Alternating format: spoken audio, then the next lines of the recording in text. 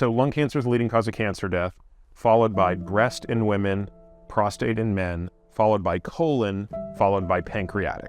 Those are the big killers. But if you just looked at the people who smoke, who've never smoked, who get lung cancer, that would be the 7th leading cause of cancer death.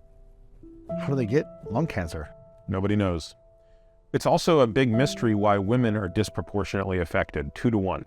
Interesting. Yeah, we wrote a piece on this once, speculating it could be estrogen, it could be lack of testosterone, but nobody knows. Nobody understands why women seem much more susceptible as non-smokers to lung cancer than male non-smokers. Huh.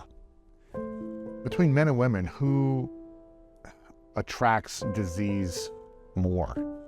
Well, women live longer on average than men, at least in the United States. That's probably true globally. And women tend to get certain diseases later, like heart disease.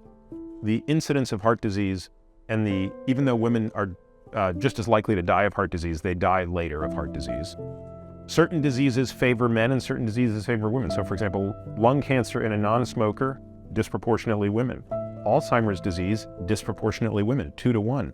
Really? Parkinson's disease, disproportionately men, about 2 to 1. What's the difference between Alzheimer's and Parkinson's? Alzheimer's is a disease that almost exclusively deals with cognition. So it affects the brain, and it is a dementing disease. So it robs people of memory, cognitive, executive function, processing speed, etc. Parkinson's disease is more of a movement disorder. Doesn't really affect cognition. Muscular, but it affects motor control and movement. And so people with Parkinson's disease have a tremor and have a very difficult time moving. Wow. So they're both neurodegenerative diseases, but they're at different ends of the spectrum.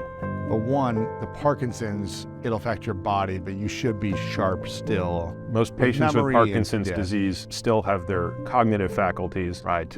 Whereas Alzheimer's patients do not. What are the causes of both of those? And how can we minimize that for ourselves? I mean, it's hard to say definitively what's causing them.